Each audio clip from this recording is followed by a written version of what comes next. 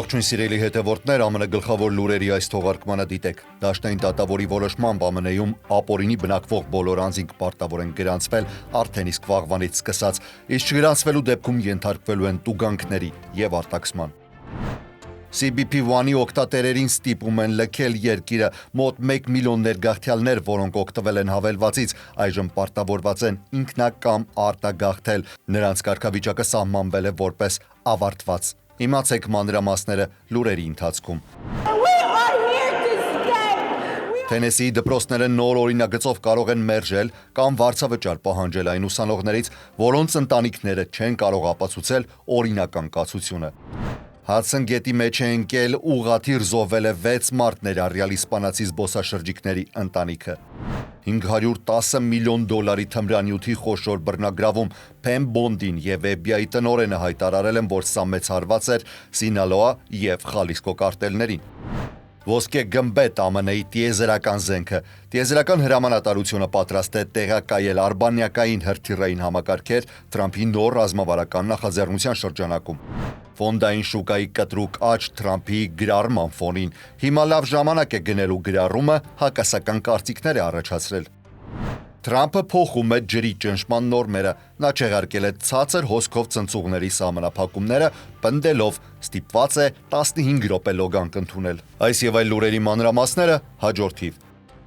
Դաշնային դատավորը թույլատրել է Թրամփի վարչակազմին առաջ տանել որոշումը, ըստ որի Միացյալ Նահանգներում ապօրինի բնակվող բոլոր անձինք պարտավոր են գրանցվել դաշնային կառավարության մոտ։ Այս որոշումը կարող է խորը ազդեցություն ունենալ ամբողջ երկրի ներգաղթյալ համայնքների վրա։ Որոշումը կայացրել է դաշնային դատավոր Թրեյվոր Նեյլ Մակֆադենը։ Վարչակազմը պնդում էր, որ պարզապես կիրառում է վաղուց գոյություն ունեցող օրենք, ըստ որի ոչ քաղաքացի անձինք պարտավոր են գրանցվել կառավարությունում։ Գրանցման պարտադիր պահանջը ուժի մեջ է մտնում արդեն ուրբաթ օրը։ Ներքին անվտանգության նախարարությունը դեռևս փետրվարի 25-ին էր հայտարարել, որ բոլոր ապօրինի բնակվող անձինք պարտավոր են գրանցվել դաշնային կառույցներում, ովքեր ինքնուրույն չեն գրանցվի, կարող են ենթարկվել տուգանքների եւ քրեական հետապնդման։ Գրանցումը պարտադիր կլինի 14 տարեկանից բարձր բոլոր անձանց համար, իսկ անչափահասների դեպքում ծնողներն են պարտավոր ապահովել գրանցումը։ Տվյալները ներառելու են մատնահետքեր, հասցե եւ գրանցման վկայականները մշտապես իրենց հետ կրելու պահանջ, հակառակ դեպքում հնարավոր է պատիժ, բանտային ժամկետ կամ տուգանք։ Գրանցման պարտավորությունը գոյություն ունի դեռևս 1940 թվականից օտար քաղաքացիների գրանցման մասին օրենքի ընդունումից ի վեր, սակայն այն երբեք համատարած չի կիրառվել։ Վերջին խոշոր դեպքը եղել է 2001 թվականի սեպտեմբերի 11-ից հետո, երբ ստեղծվեց հատուկ ծրագիր 25 մուսուլմանական երկրներից ժամանած տղամարդկանց գրանցելու նպատակով։ Այդ ծրագիրը լուծարվեց 2016-ին։ Ներգաղթյալները, որոնք ժամանակավոր կացության իրավունք էին ստացել Միացյալ Նահանգներում Բայդենի վարչակազմի CBP1 հավելվածի միջոցով, այժմ անհասկանալի հերթականությամբ ստանում են երկիր անմիջապես լքելու պահանջ։ 2023 թվականի հունվարից մոտ 1 միլիոն մարդ է մուտք գործել Միացյալ Նահանգներ CBP1 հավելվածով եւ ստացել է 2 տարվա ժամանակավոր կացության ու աշխատանքի թույլատվություն նախագահական հրամանով տրամադրվող հումանիտար մուտքի նույն ինքը պարոլի հիման վրա։ Նախորդ տարվա ավարտին 936,500 մարդ արդեն իսկ մուտք էր գործել Միացյալ Նահանգներ Մեքսիկայի սահմանային անցակետով CBP1-ի միջոցով նշանակված հանդիպումների շրջանակում։ Դեռևս հստակ չէ, թե որքան մարդ է ստացել պահանջ ներկայացնող նամակը։ Խորհուրդ է տրվում ստուգել բոլոր հնարավոր տարբերակները նամակը գտնելու համար եւ անպայման խորհրդակցել փաստաբանի հետ։ Ծանուցման մեջ ասվում է, եթե դուք անմիջապես չլքեք Միացյալ Նահանգներ, ապա կարող եք ենթարկվել իրավապահ գործողությունների, որոնք կհանգեցնեն ձեր արտաքսմանը։ Վերջին նախադասությունը առավել քան կարևոր է, ասվում է, եթե չունեք մնալու որևէ այլ օրինական հիմք։ Ծանուցումները նաև խրախուսում են ներգաղթյալներին ինքնակամ արտագաղթել, օգտագործելով նույն հավելվածը, որն այժմ վերանվանվել է CBP Home-ի։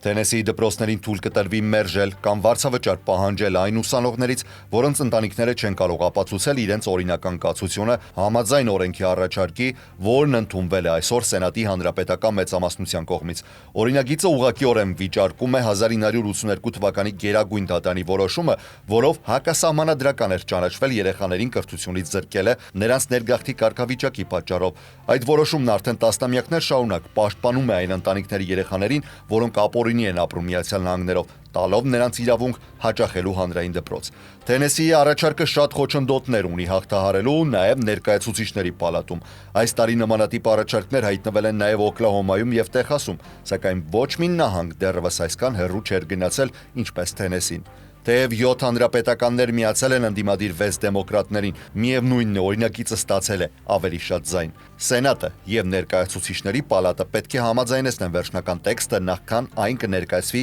հանրապետական նահանգապետ Բիլ Լին ստորագրման։ Լին դեռևս հրապարակավ կարծիք չի հայտնել այս առաջարկի վերաբերյալ, սակայն հայտնի է, որ նա դեռևս երբեք վետո չի կիրառել որևէ օրինագծի վրա։ Օրենսդիրներն ունեն նաև վետոն չեղարկելու հնարավորություն պարզ մեծամասնությամբ։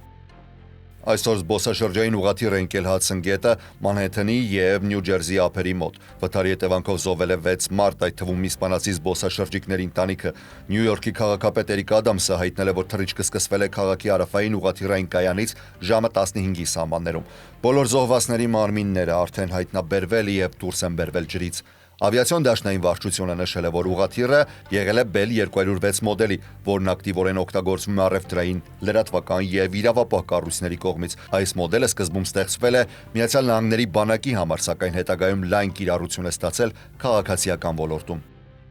Արդարադատության նախարար Փեմ Բոնդին եւ FBI տնօրեն Քաշ Պատելը հայտարարել են մոտ $510 միլիոն թմրանյութի առգրավման մասին։ Ֆլորիդայում կայացած ասուլիսի ժամանակ Բոնդին հայտնել է, որ նավերից կոկաինի եւ մարիխուանայի խոշոր քանակի բռնագանձման համար նավեր, ինքնաթիռներ եւ անօդաչու սարքեր են օգտագործվել։ Թմրանյութերի փոխադրումները կասեցվել են Պերուի, Էկվադորի եւ Գալապագոսի կղզիների ափերի մոտ։ 11 անձի մեղադրանքներ է առաջադրվել։ Նա նաեւ նշել է, որ քննիչները բեռները կապում են Խալիսկո Նոր Սերունդ եւ Սինալոա մեքսիկական խմբավորումների հետ։ Մենք նրանց կոչում ենք ահաբեկչական կազմակերպություններ, որովհետև նրանք հենց այդպիսին են, հայտարարել է FBI տնօրեն Քաշ Պատելը։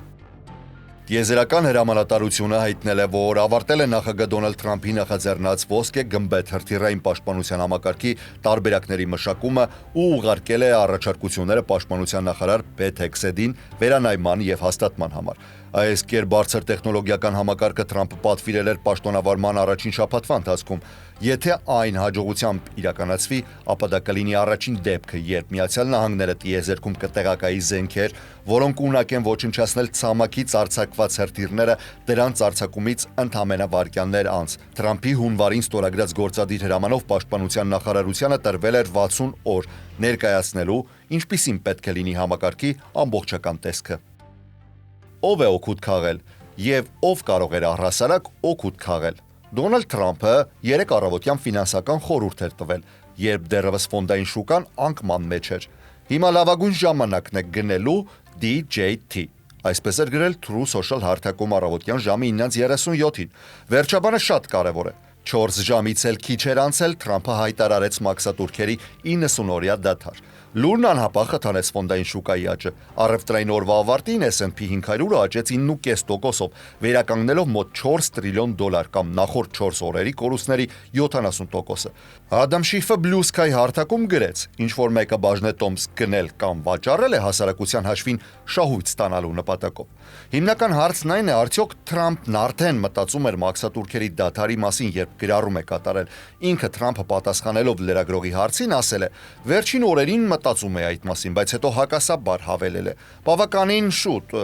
միգուցե այսօր առավոտյան։ Սպիտակ տունը պատասխանելով լրացուցիչ հարցմանը ուղղակիորեն չի պարզաբանել ժամանակագրությունը, բայց պաշտպանել է Թրամփի գրառումը որպես նախագահի պարտականություն տնտեսության նկատմամբ վստահություն ներշնչելու հարցում։ Հիմա վերջաբանի մասին Թրամփի գրառման ավարտին նշված DJT հապավումը շատերի համար առանձին կասկածներ է առաջացրել։ DJT-ն նաև Թրամփի մեդիա ընկերության բորսային նշանն է, որը վերահսկում է True Social հարթակը։ Թե արդյոք Թրամփը հուշում էր գնել հենց իր ընկերության բաժնետոմսերը, թե պարզապես շուկան նկատի ուներ, հայտնի չէ, բայց պարզ է, որ շատերը գումար ներդրեցին հենց այդ բաժնետոմսերում։ Թրամփ մեդիայի բաժնետոմսերը աճեցին 22.67%-ով, կրկնակի ավելի արագ, քան ողջ շուկան։ Թրամփի 53%-անոց բաժնեմասը, որն այժմ գտնվում է Դոնալդ Թրամփ կրտսերի վերահսկողությամբ հիմնադրամում,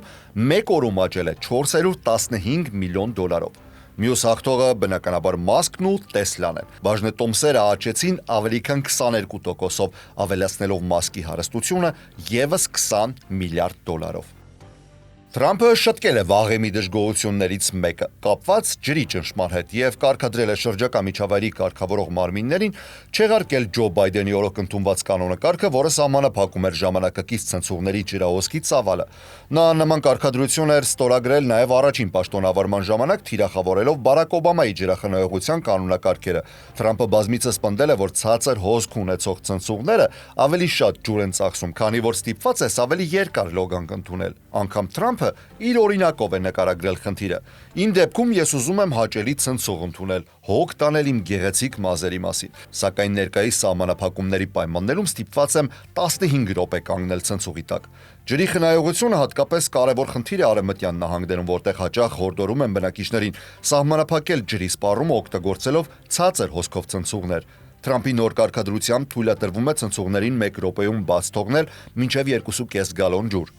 Միայն մեկ ցածր հոսքով ցնցուղը կարող է տարեկան խնայել շուրջ 2700 գալոն ջուր եւ $75 մեկ ընտանիքի համար։